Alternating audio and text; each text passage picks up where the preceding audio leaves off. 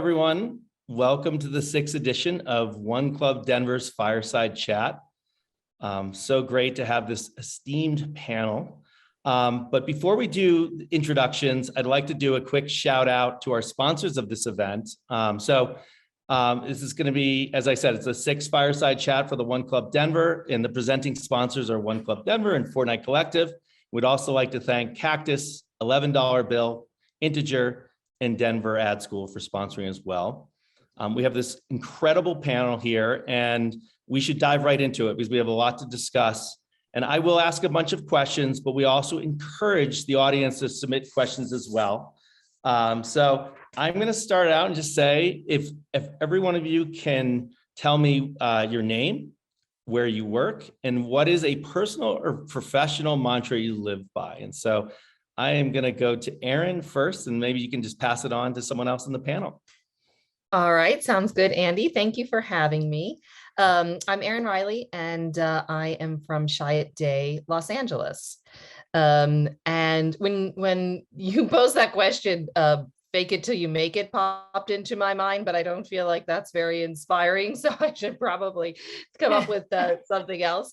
I don't know that this is certainly not something I meditate on or repeat every day, but when I was younger, my dad used to often reference this proverb about, if you're a lion, you have to wake up running, faster than the slowest gazelle or you'll starve. And if you're a gazelle, you have to wake up running, faster than the slowest lion or you'll get killed. And the point being that, whether you're a lion or gazelle, when the sun comes up, you have to be running. And I do feel like certainly running an agency, it feels like every day the sun comes up, you're running. And so I think that sense of like restlessness, relentless hustle, work ethic, just like persevering, regardless of whether you're, flying high or feeling low, is certainly something that, I think about often. Perfect. And I can pass it to Laura. Well, there's two, so we're going to have to do a Laura M and a Laura J. Why don't we start with Laura M, who just joined, and I'll just recap what the question is. And so we said your name, where you're from, where you work, and what is a personal or professional mantra you live by. Great to see you, Laura. And you're on mute. On mute. Okay, here we go. It's so nice to see your faces. I'm Laura Maness. I'm the CEO of Havas. I run the North American creative flagship here in Tribeca. I also run a specialty agency, kind of content creator led, called Annex 88, and recently picked up some responsibility for our CX network in the US. So I am originally from the Midwest. I've been in New York for the last 6, now going on 7 years. And my motto is kind of a line I think I just on the fly stole from Molly's Game, if you've seen this movie with Kevin Costner. But she said something like, I was raised to be a champion and the sport is irrelevant. And it's about mindset. So I think just kind of picking up on the tail end of what Erin was saying, I think the only time I ever got in a whole lot of trouble growing up was for learning to ride a bike. And I said the forbidden 4-letter word, which was can't, which was removed from my vocabulary at the youngest age. And it's always been, mind over matter and optimism and relentlessness and hustle and drive and all of that, that I think I can relate to as an athlete. And it just so happens that the sport is business now. And so the same mindset applies. Great. And I'll pass it to the other Laura, not to be confused. I think it's so nice to finally meet you after all these years. It's amazing. So hi, thank you. I'm Laura Janess, and I'm one of the founders of Lightning Orchard. I'm on the strategy side. Lightning Orchard is a fully independent full service shop here in New York. And it's interesting. I don't really usually have mottos, but I have been saying something this past month, which is let's have a great time getting to great work. There's just been such a heaviness and a distance, obviously. And it's just good to take a beat and remember how fortunate we are to do this for a living and just really try and enjoy it with one another. So that's it. I'll pass it off to Ashley. Hey, I'm Ashley. I work at CIRCUS MAXIMUS as the Chief of Content in New York. And one thing that I've been telling a lot of the ladies on our staff lately is that your statement is valid. I've noticed that a lot of them kind of like make preambles before they say something about creative or give their opinions. And so I try to really just encourage them to just say their statement because it's valid no matter what their level is. Great. Who do you want to pass to? I will pass it to Lyndsey. Hi guys, good to see y'all. And thank you, Andy, for having us. I'm Lyndsey Corona, and am the president of FORSMAN Bodenfors in New York. We call it FORSMAN, or F&B for short, and for the Americans. I think personal mantra, that I didn't even realize that was a question until about 5 minutes ago. And thought back, Erin, I'm totally going to do the corny thing. I do meditate every single day a lot. So I was just thinking, like, what do I meditate about?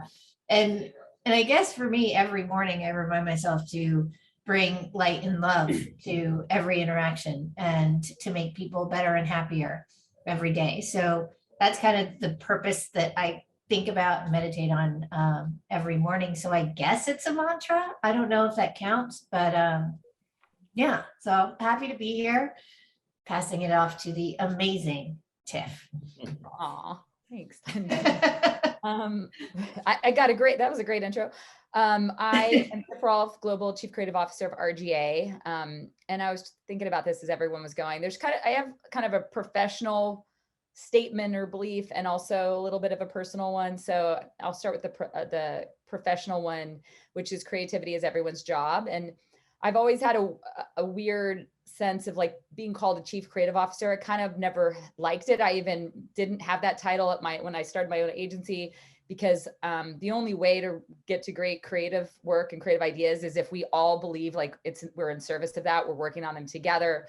We're creative problem solving the whole way. And so when it feels like it lives over in a silo and great creative work doesn't happen unless it's relationships it's sold through. It's, how do you solve every challenge that comes your way as it almost dies along its journey? So making sure that everyone believes that, we're all working towards the same goal. So that one is a big one for me, and making sure I'm listening to ideas wherever they come from. So, it isn't a silo. And then my kind of personal mantra, and also a lot of what I ask people when I interview them, is this, idea of being comfortable with being uncomfortable.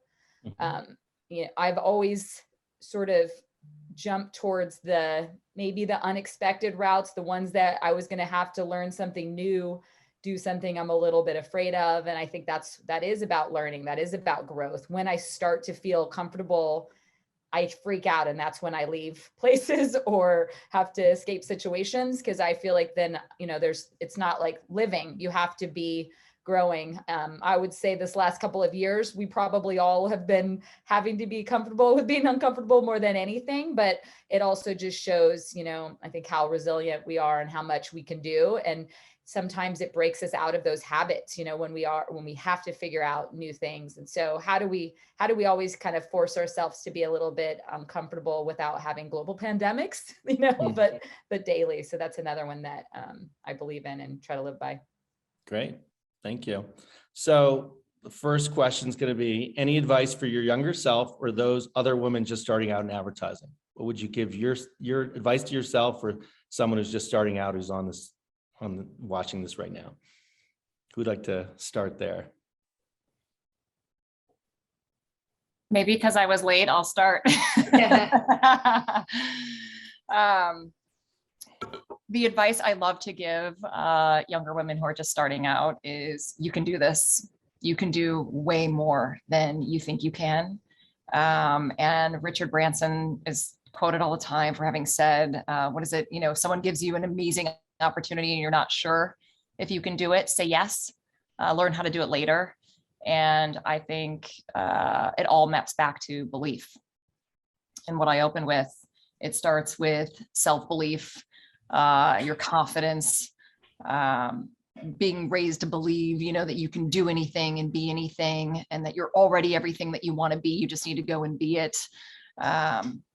It's usually our own fear false evidence appearing real, that narrative in your head, the stuff that gets in the way when you are evaluating whether you're ready, to tackle something or take something on, or if you have the credentials or the perceived experience and all of that stuff. So, and also not just young women, but even women who are between successes. So a lot of the interviewing of late is I'm looking for optimism and a commitment to continuous learning and continuous improvement, resilience. Just don't wait for somebody to say you're going to be great at something before you do it. You have to believe in yourself. It all starts with belief, and then no matter what level you are, just anchor everything that you do in helping a company grow, and you'll grow as a byproduct of that. You don't have to have a definitive path.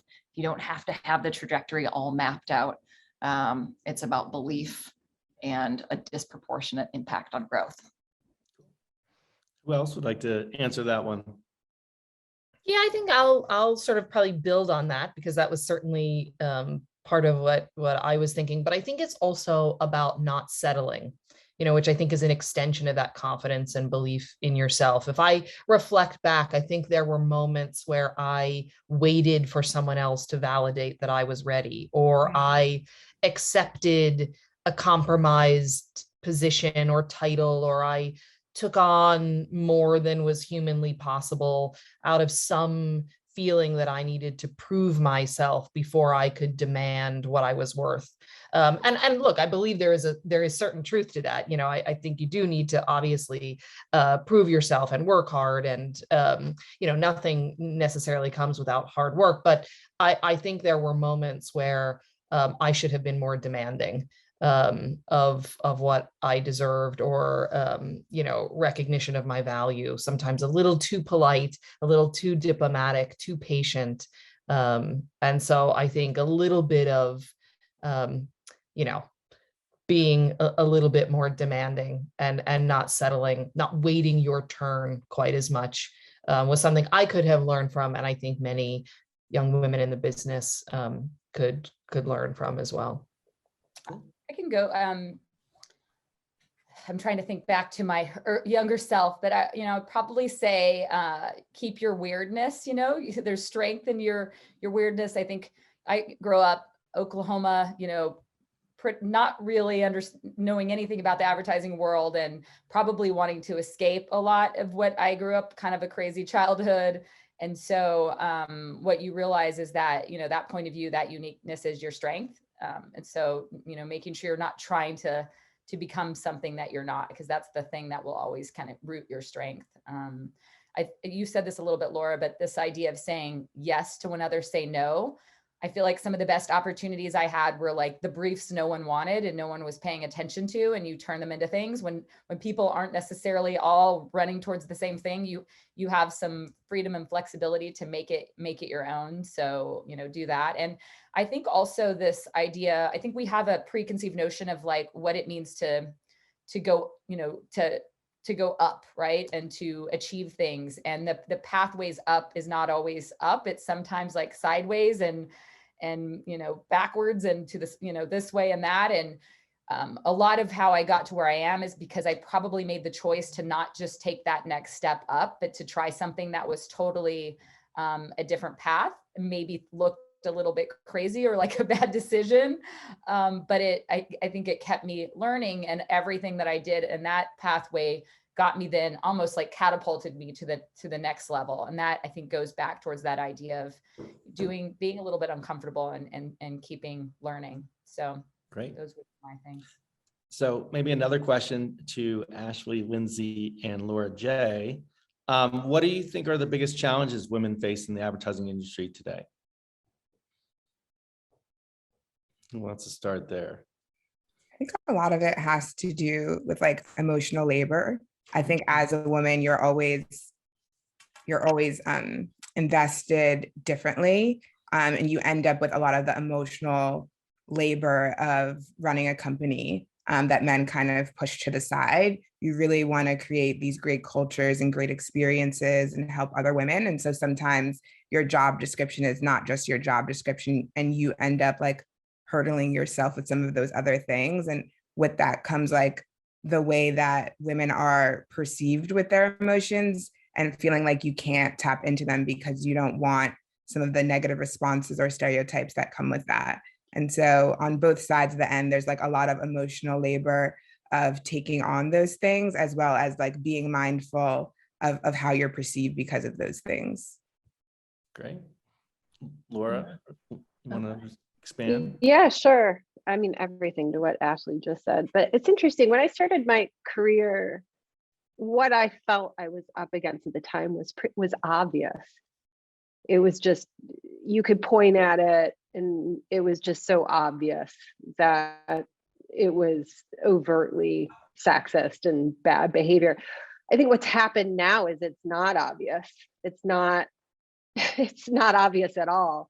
It's happening in really evolved ways, and it's confusing. And it does create a lot of work. And I've found the best actually strategy is to just talk about it and make sure we're talking about it. And that can be perceived as being disloyal to the person who's doing it, but it's actually disloyal to the behavior. And if you don't talk about it and you don't get it out there and you don't discuss it, you enable it essentially. And so I've just found it's become actually more complex and harder to spot because it's just manifesting itself in really sophisticated ways, essentially. And so I think as a leader, I feel a tremendous responsibility to make sure it is being discussed. And that can be very uncomfortable for all parties involved, but unless it is, and unless we feel that discomfort and have those discussions, it just, it takes hold of a culture. It becomes very difficult. Hopefully that answers your question. But that to me, I think back on my earlier days and I'm like, well, that was just easy. It was just so obvious. It's just not anymore. It's really advanced. Mm-hmm. Lyndsey, anything you'd like to add?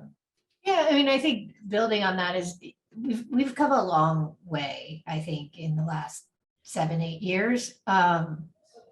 In the fact that look at all of the wonderful women on this panel, right? Like there are a lot more women in leadership, both on the agency side and on the client side, which is wonderful. I think earlier in my career, some of the challenges that I ran into as a leader and someone running business is I'd be in a room with a male CMO or CEO and they automatically talk to a junior male. And I think it's human nature that you gravitate toward and kind of the people that you relate to more easily. So I think, and it's something that you still run into. It's natural for men to feel more comfortable working with and talking with men, just like it's more natural for women to be more comfortable with working with and talking to women. So I think that there are challenges. Yes. Do I still see them? Yes. But I think we've come a long way. And you just need to work a little bit harder to create that connection. But I think it's on both sides. I think I'm also seeing men work harder to try and create a connection with me, which probably wasn't there before. You know what I mean?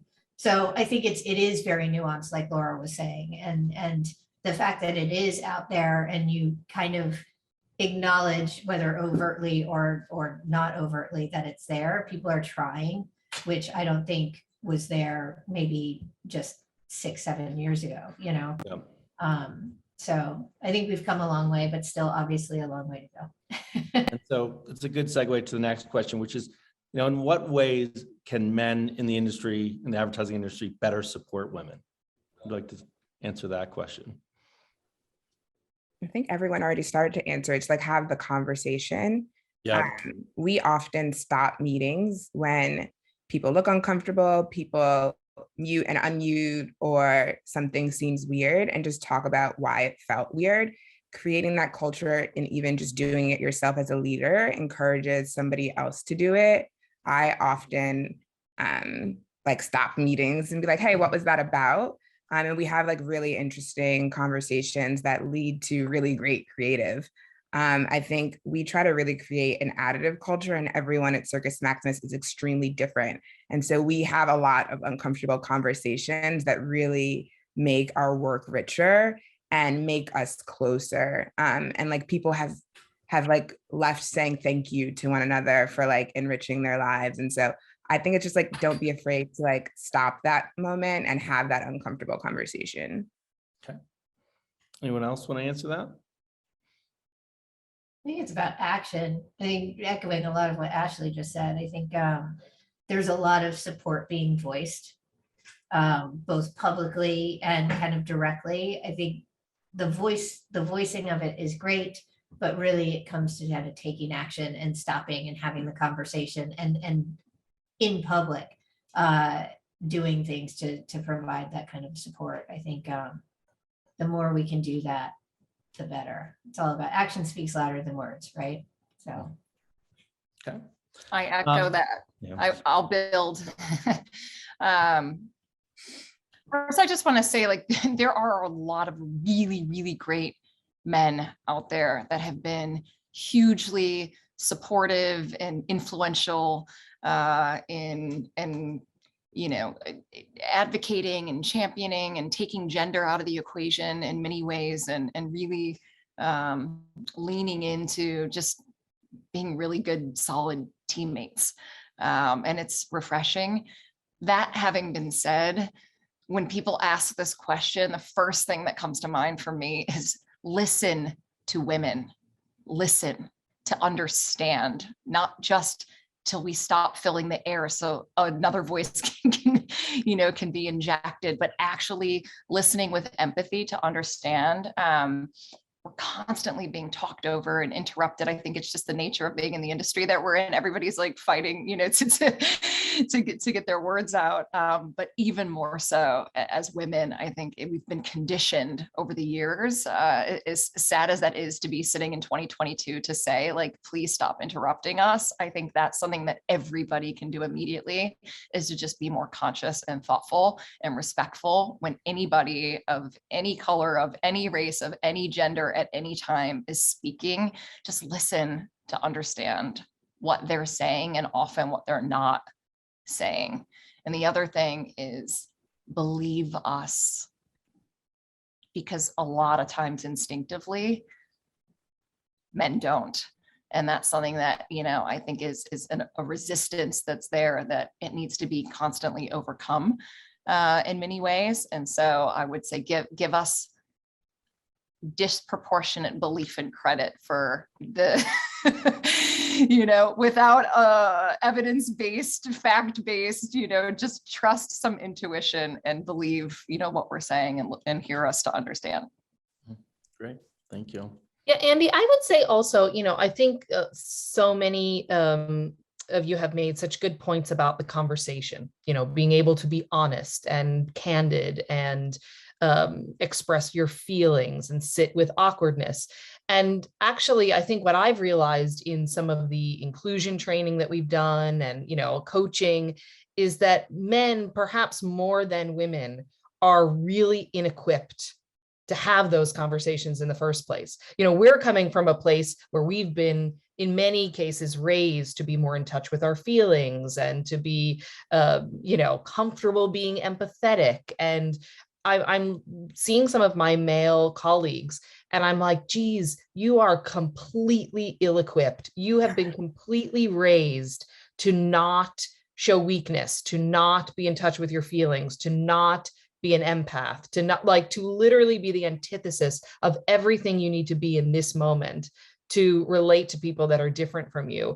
And, I don't think there's going to be, workplace training and development that makes up for a societal construct that have put many men, particularly white straight men, in a place that is really emotionally not in line with the moment that we're living in. So I actually think men have to do some work on their own to like rebuild the sort of internal infrastructure they need to deal with a lot of the things that are confronting them, because we're inviting them into very difficult, brave, courageous conversations.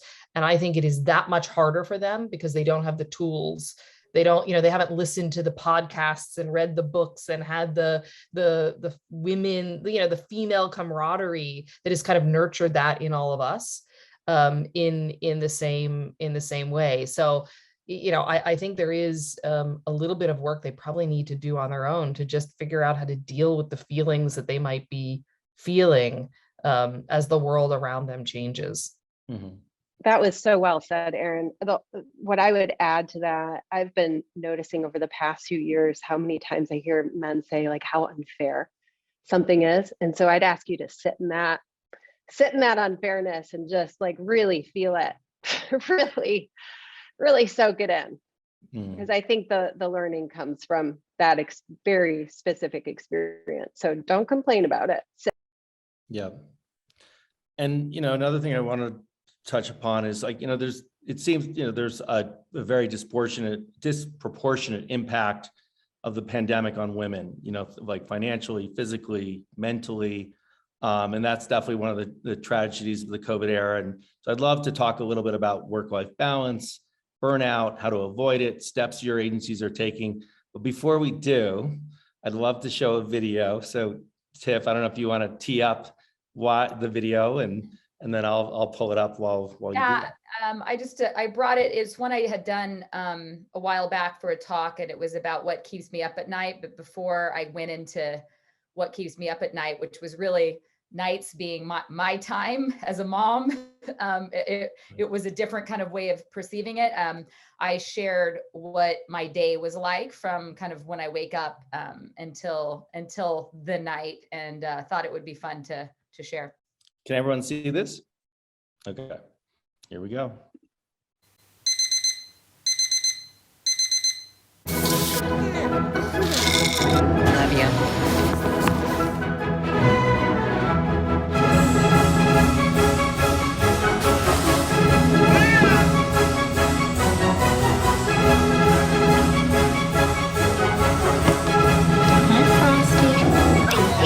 Here to talk about how we hacked the Super Bowl this year. We hacked it in 3 ways.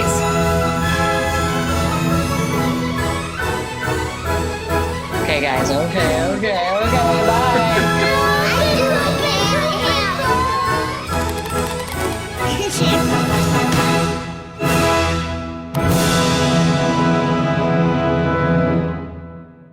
That was a long day. Those are long every days. Why don't we start with you, Tiff? Like, what's your approach to finding work-life balance? Any tips to share with others on that? Well, I hate the word balance because it has this like visual of like somehow there's this perfect stasis where everything, one side you weigh it. So to me, I've never really liked that term, and it's always about finding boundaries. What are the things that you have that you need to protect that are off limits that you make sure work for you, and it's got to be very different, and it for sure never feels like it's in a state of balance. I think for me, I got some good advice from Rosemary Ryan, who is a partner of mine and boss at when we had a startup together, and she was just like, you need to give yourself a break, like when I just had a kid, and I think part of it is being okay with it being kind of imperfect. Like you can be a really great mom, and not be the perfect PTA mom. Like I missed my kids. They were supposed to dress up like their favorite, superhero or what they wanted to be when they grew up. And I forgot. And so randomly he had a NASA shirt that he picked out like himself. And so the teacher sent pictures and I was like, oh my God, I accidentally looked like I kind of had my shit together, but everyone else had like astronaut costumes and firemen. And he was just wearing like a random NASA t-shirt, but he wants to be a paleontologist. So she sent me a picture and it was like paleontologist, astronaut ? And kind of teasing me a little bit. And I've just had to be okay with like, you know what, I'm not gonna be perfect at a lot of these things, but you know, I'm gonna be great at some things. And also I've found some good mom friends, you know, where I have one mom friend that she has my credit card and I'm like, whatever you book a thing, book me and I'm just going to do it. And so we have to find those shortcuts to like making ourselves feel better about the fact that, you know, it isn't going to be exactly the way that we want it to be. And I think it's just us being okay with that. I've made an effort to, in terms of people that I work with and other parents, is like showing some of those flaws, letting my kids interrupt the Zoom calls, you know, showing that it's not going to be perfect. And because I there was a moment where I get a lot of people going, you're superhuman. How do you do all these things? And how are you this successful in that? And it's just like, it's messy. You know, there's times I'm hiding in a closet. I'm like, you know, I'm wearing sweatpants still. I brought my kids to school this morning wearing full pajamas and I hadn't even brushed my hair. And, you know, everyone else had cute yoga outfits on and stuff. And so, you know, you get used to all of the flaws and work sometimes too. And then you start to just, you know, be okay with that and give yourself a break. Great. Who else would like to respond? Yeah, I mean, I felt like deeply what you were saying there, Tiffany. I have a 7, a 3, and a 6-month-old. And so now my night just never ends because it's just all night long and then all morning and all night. And I think when even though I think I was always trying to sort of be like, you know, you can do this and be a mom and all the things, coming back with my 6-month-old, I did have moments where I was like, oh, I can't, you know, I have to try and look like I have my shit together. And like, there was almost a slight tinge of like guilt because I had another child and, you know, I'm too old or to have too much responsibility. And then I just said, wait, like, I need to stop this because that is not helping myself or the other parents, men and women in our company. And I'm going to consciously parent out loud. You know, I'm going to rock him on calls and I'm going to hold my daughter on calls. And I am really going to like shut that voice down inside of me that feels, you know, guilty or uncomfortable or, you know, whatever about that. And I think that's like a constant dialogue of like, you know, oh, I'm going to travel and what message does that send? Or I'm going to come back early from maternity leave. What message does that send? And I think ultimately you need to sort of find what works for you and then do it very publicly, as you said, without any apology and without any varnish. And I do think the key, you know, certainly during COVID, but in life is the right network. And for me, that's been my husband, who is like the world's best caretaker. Because without that, it like would never have worked. And I don't think as a young person, when I was dating him, I was thinking, are you going to be a generous partner that will take care of the kids while I like take off and leave? You know, that's like not what you think. But I do think people need, you know, certainly women who are career minded and want to have a family, I think need to think very consciously and intentionally about who they partner with, and really kind of explore, like, are they going to show up for you? Because if they don't, I mean, I feel like I work with men and women who have partners who don't, and the burden that they wear is crushing. So I think you can build a network in a lot of ways, but I think that partner is key. And you're probably not thinking about that when you're courting or whatever. Ashley, were you going to say something before? Oh yeah, I was going to say I'm just very protective of my calendar. I've made my calendar busy recently because someone was like, that meeting didn't look that important. And after that, all meetings were busy. I do have a daughter. I actually like flew in last night from a week shoot because she had a music recital this morning. So I got in at midnight just to go to the 8:30 music recital because I did miss her first baseball practice this week. And I saw a picture. And so I'm just very protective of my calendar. And I encourage everybody as well to just like not explain why you're busy. If you're busy, you're busy.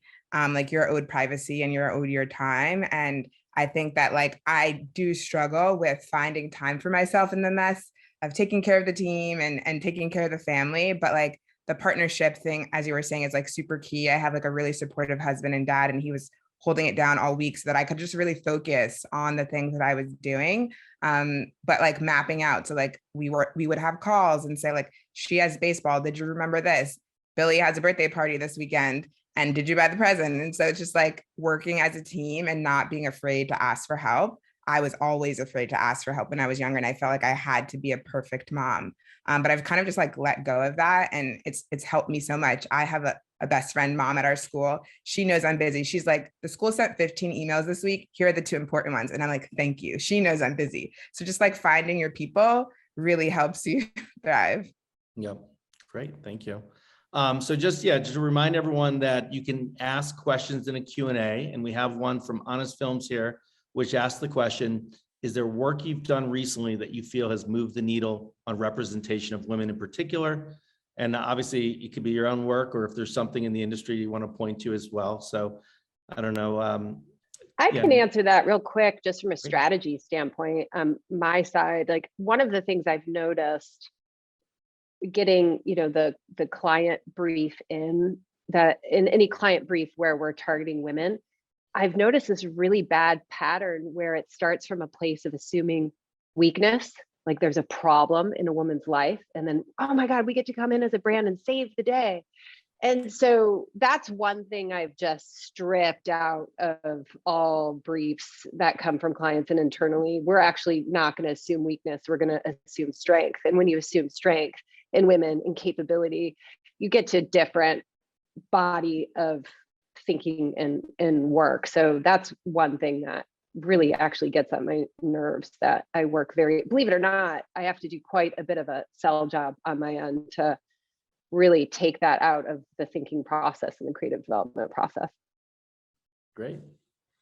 Anyone else want to answer that? I can answer. There's something that it actually happened before my time, so I have to give all of the credit to the people at F&B. But we work with Goldman Sachs, and Goldman does a tremendous amount of work in the space of just more sustainable finance, more inclusive finance. And one of the programs that they have is called 1 Million Black Women. And as part of that, we wanted to shoot with an all female crew and all female kind of production. And it was incredibly hard to do that. So F&B started a thing called the Circle, which is made available industry-wide. But it just helped bring more female production talent to the fore for agencies that want to be more inclusive in the production crew. So that's something that actually I didn't know about it before I started at FORSMAN.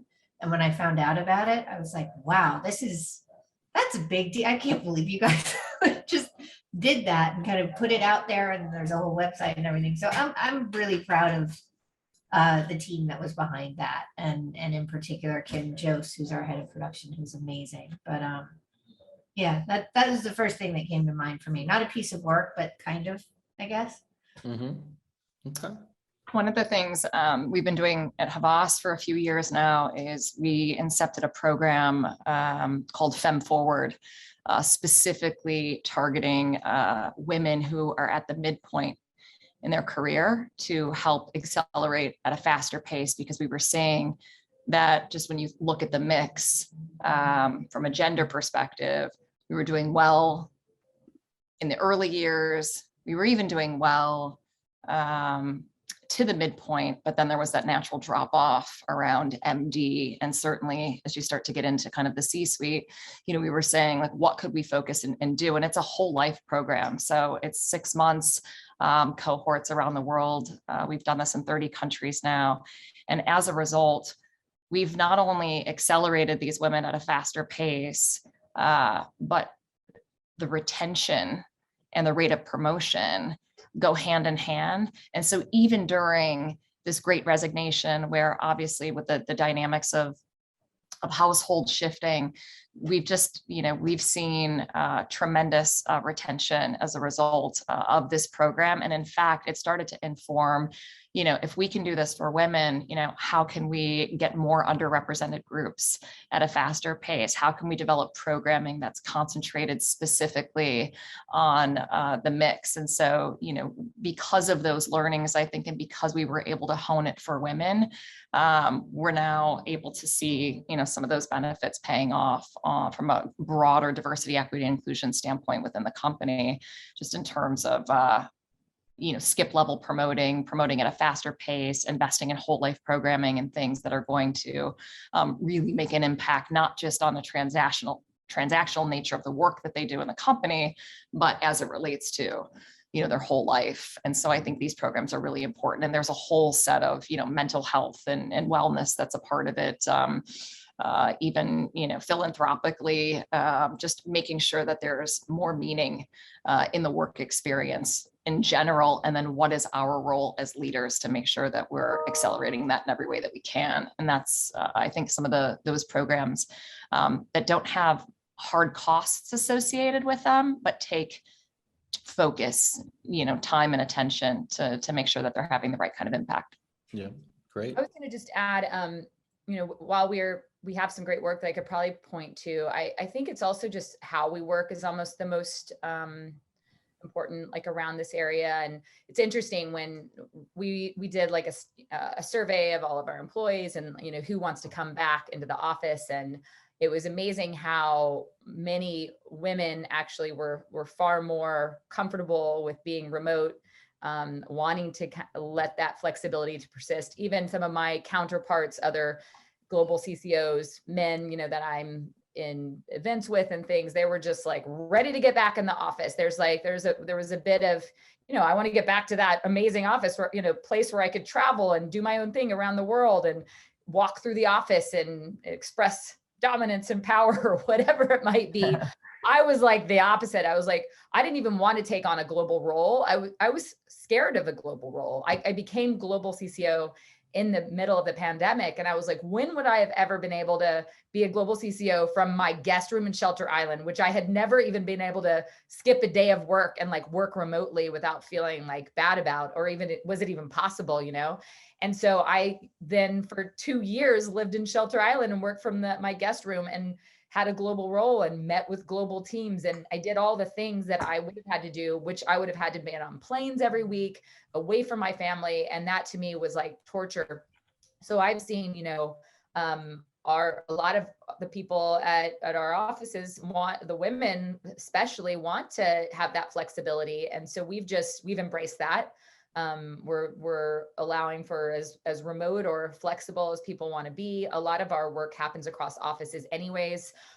We also realized even in our exec meetings on Thursday, the people that weren't in New York always felt like a little bit second class, like you weren't really part of this group because you're not there. And if you're not there, your presence isn't heard. This is also how, even women in the room didn't always feel as empowered as like when we're all on a Zoom call together. So starting to embrace that flexibility of working, then we create a better culture around that. It's still going to be some challenges and we'll still want to come together, but the way we work and learnings, the positive side of what happened in the last couple of years, I think also has been a big part of helping women, moms, have that more flexibility with how they need to live their lives. Great. We have another great question that hopefully everyone can answer here from Brielle, which says, women often don't share successes because it may come across as bragging. What is one of your latest wins you are celebrating? What are you really proud of now? Who wants to start here?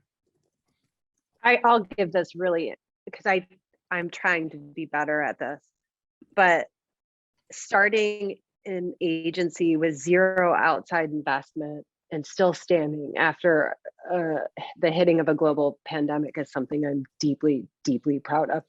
It is the hardest thing I've ever done. And had I known how hard it was going to be, I don't know that I would have done it, but I certainly am proud of the fact that I did. Great. I want to share a little story. And it's funny, this was maybe like 10 years ago. And it was a whole Twitter thread. And I think it was Nancy from 4A's, and she had posted like a new panel. And I think it was a little bit more male dominated, and Cindy Gallup, I think, went right at it. And she was like, where are all the women? And Nancy publicly started to write, well, I ask more women and they cancel, they feel guilt, they don't want to be away from their family, they have a meeting, so they always end up saying no, but the men always keep saying yes. And so Cindy tweeted, and she was trying to, inspire women to say yes, but she actually copied the thread and she emailed it to me, and she's like, it was almost like an Alice in Wonderland, like, eat this. It was like, read this, then read this, think about this, and then do this. And she told me like to basically raise my hand to Nancy and say, I'll speak at your next, whatever event it is. And I was still pretty junior at that time. And I did it, and I responded, and I was like, I'll speak, I'll be a whatever. And so I raised my hand. I said, yes, that idea of saying yes and being a little bit scared. And so I said yes. And I spoke at this event, and I didn't cancel. And I now always just say yes to things. Now I always regret right before the event happens that I want to throw up. But I keep saying yes, and I get kind of work through that discomfort. But I do think we have to give ourselves permission to do those things, and to not feel guilt about them, and to get out there and be proud of the success, and not feel bad that you're leaving your family or leaving a project, because we're not really good at that. And that was a learning, and I now am really better at it, to the point where I probably do too much. Now I'm trying to figure out how to balance. So that was just I think a learning from all this that I took on early, thanks to Cindy Gallup, which I'm sure she does that for many people as well. Great. Any other wins anyone wants to talk about they're celebrating, or something you're recently proud of? I'm recently proud. We just hired 6 women in the last 2 months. And that was a lot of like holding the line. We actually we recalibrate our staff quarterly, and we look at every department, and we do diversity data. And then we say like, sometimes women end up in certain departments, we need to get them in this department. So I actually held off hiring for 6 months to hold the line, to make sure that we hired the right women in the right departments, and that they didn't all end up in accounts. And so it looked like we were a diverse agency but we weren't. And then one thing I'm trying to be better about, that my husband and my dad tell me I'm really bad about, is just celebrating myself.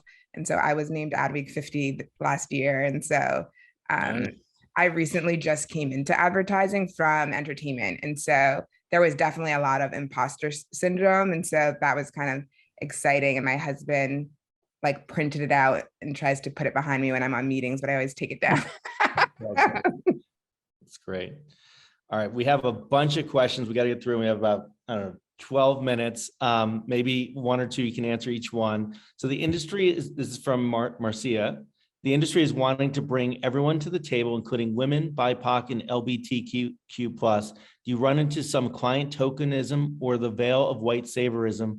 Also, with the new bills popping up, anti-gay, how do you handle these sensitive topics? Who'd like to answer that one? Yeah, I think that's obviously a very layered question. I think it actually is related to what I was thinking if I was gonna have to answer the what are you proud of? I think too, though. Yeah, I think as leaders, when you become a leader of an agency, you figure you're gonna have to deal with client dynamics and rallying around an idea and making the impossible possible, and that work-life balance. All the things we've talked about.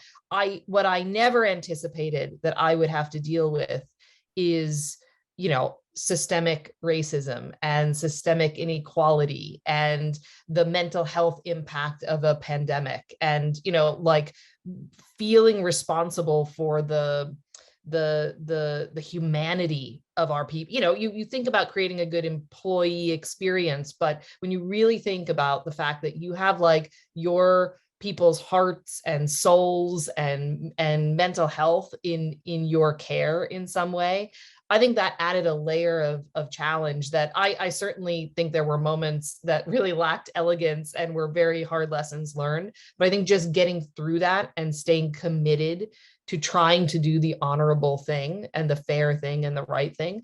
I think we are certainly dealing with all of those things. I think like many agencies, I'd like to think that we were already on a path to wanting to create a more diverse and inclusive agency, but we certainly had a reckoning where we had to say, gosh, what we've been doing is not good enough, and we need to focus here more. But I think as we are on this journey, we are discovering new sort of complexities as we go. Certainly clients who, think this is about casting and that's it. And how do you deal with organizations that are even further behind, perhaps, or industries that are even further behind.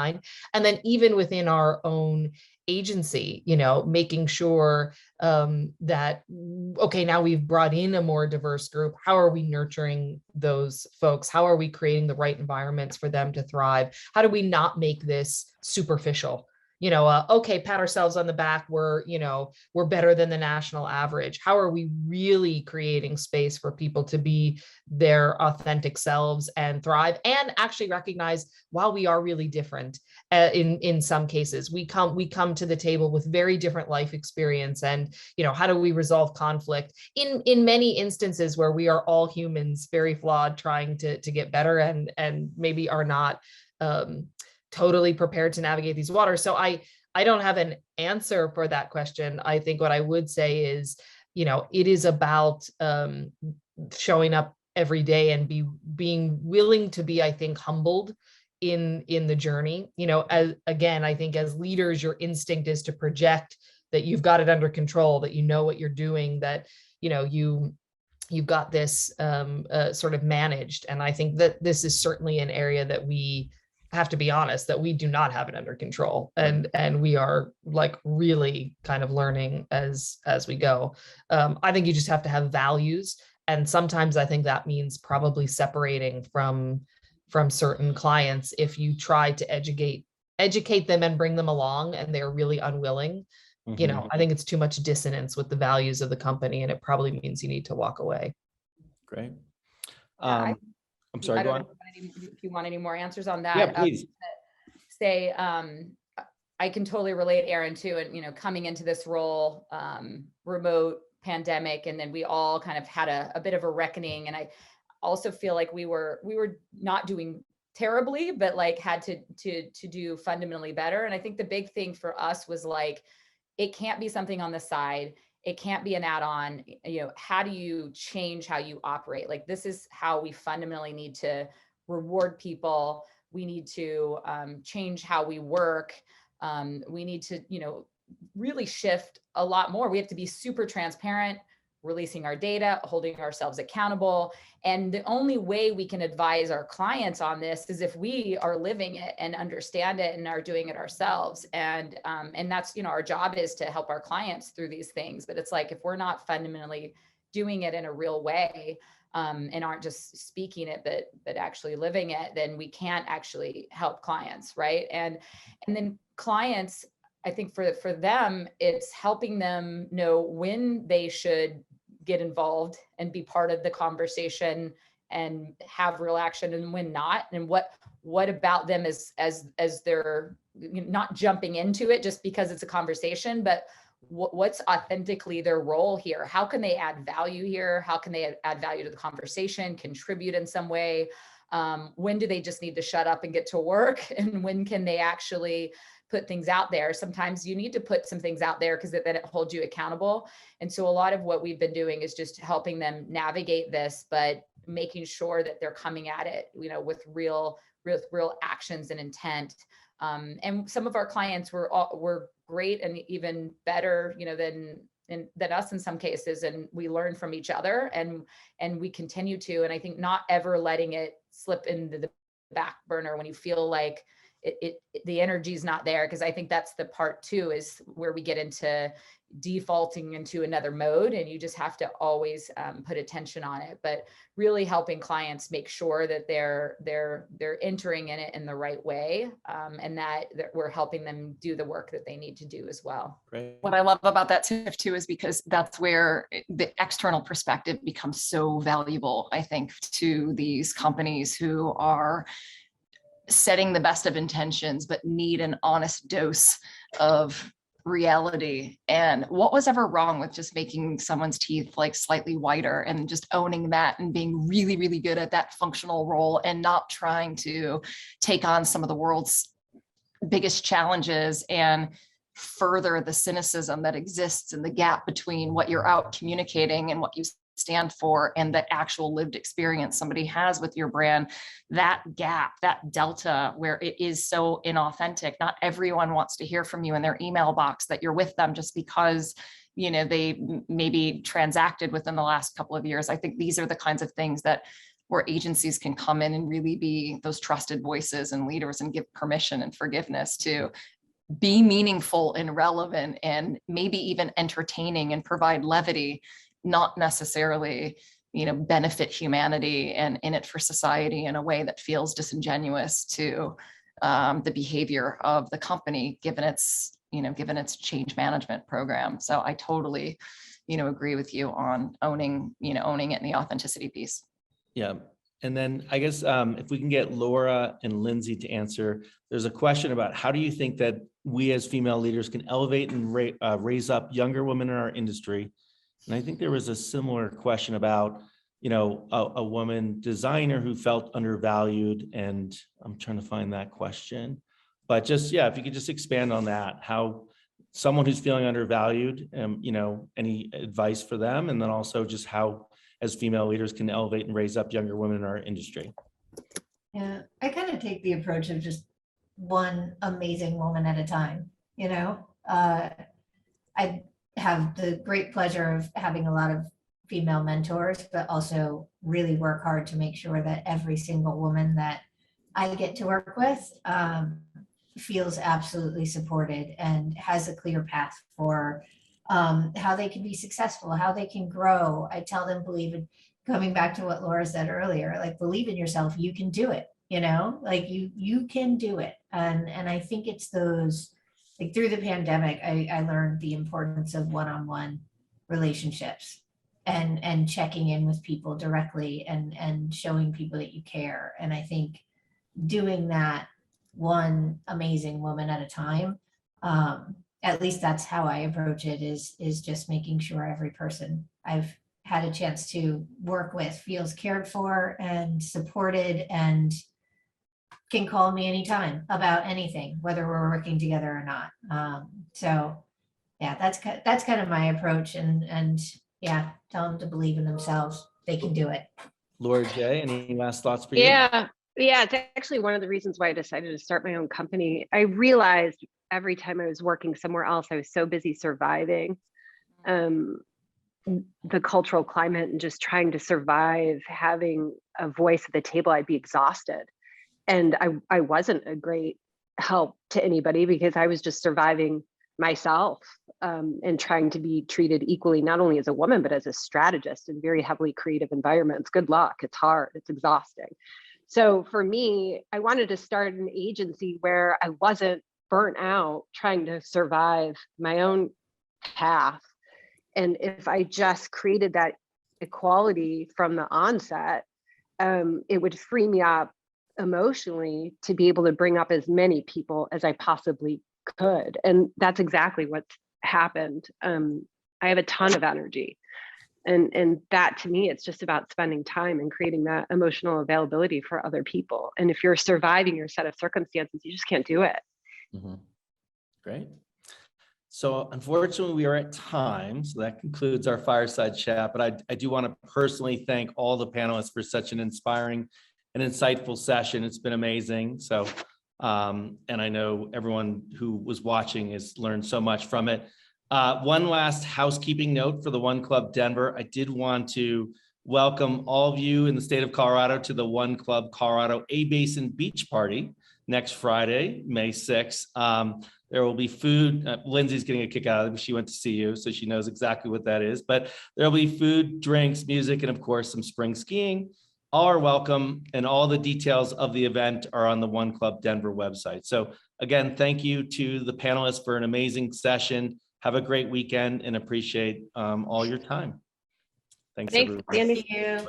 Thanks, Andy. Bye, everybody. Bye.